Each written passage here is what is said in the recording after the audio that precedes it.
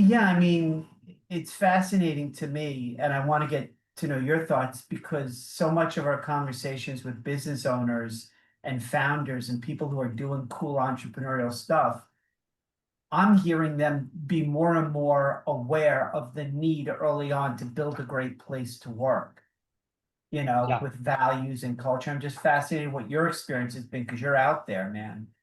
Well, I completely agreed. I think people are understanding that they've got to do the internal work before they can lead anybody else. And I think it's becoming more and more obvious that, there's a lot of talk about empathy and EQ and other leadership must-haves. And I Right. think people are really coming to the realization I got to work on myself before I even worry about leading a team of one or 5,000. Uh, and that is, I think it's vital. And I think it's going to make a huge difference and a huge impact on how successful you can be in leading people, that internal work that you start to do. Yeah, I love how you kind of frame it about a need for internal transformation or internal work before the external.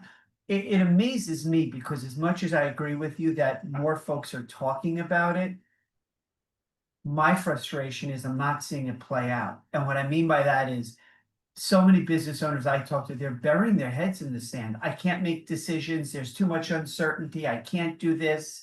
And then when they do have a reason to bring new people in, it's, Ethan, these Gen Zs are this or they're not that. Or I don't know if you know, Ethan, but there's a war on talent. No, there's not. Great places to work have no trouble getting great people. It's everybody else who's struggling. So, I mean, are you finding in your own world that people right now are afraid of the uncertainty? Because that's what I'm picking up on a Yeah, I lot. mean, yeah, but especially in the United States, because every day there's a lot of changes and there's a lot of noise. So I think it doesn't matter where you are on the political scale, you're impacted in some shape, form, or fashion by a lot of the things that are happening. And whether it's good or bad, depending on where you sit and how your business is structured, there's still uncertainty in what's going to happen tomorrow. And it's not like just one thing; it's massive things happening all at one time. On top of that, I think that we have been struggling, especially in the United States, with, I mean, it started in the pandemic and it really just hasn't stopped. It's just gone through waves of where we really have this horrific kind of dysfunctional hiring process led by people that haven't done that internal work and are being and have leaders that haven't done the internal work, and they may be talking about it, they may be posting about it, they may, as you say, they may be doing lip service to their people and others, but they're not actually doing the work, and it's showing in a lot of different ways, including most painfully how they treat candidates.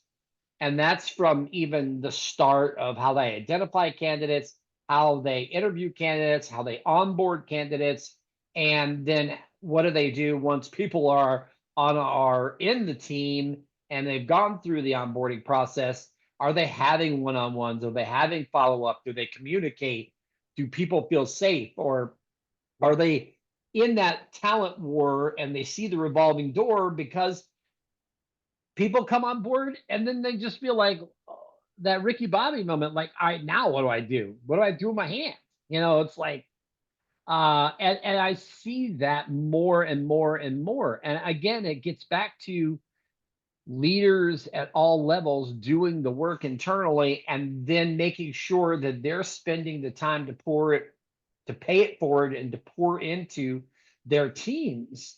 It is a lot of work to do that.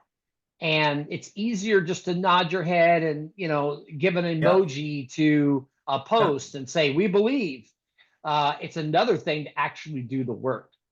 Yeah.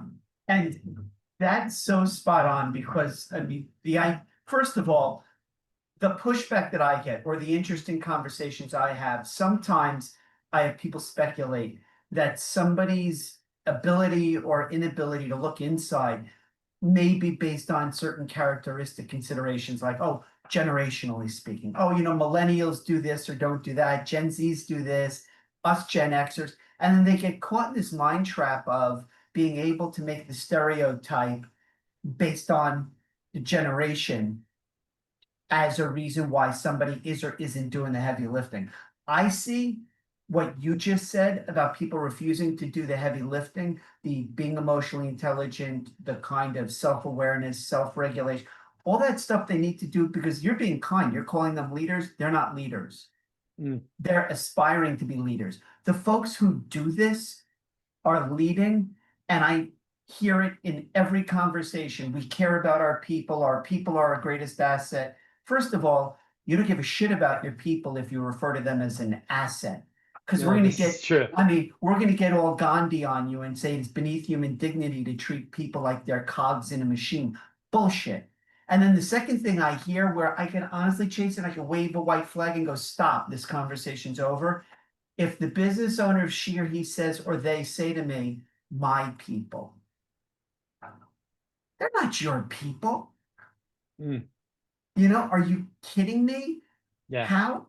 And that's really the challenge I'm having, or to be honest, I've had for years, is getting small business owners to think, maximize my people investment, invest in my people's performance and productivity, get a handle on my employee ROI. I mean, the good news is we can measure it. The Yeah, bad news absolutely. is they're not using those 30 to 40 years of data that I literally bring to the table. Like, I mean, how do you get around that? Because that's my frustration is people are talking and they're not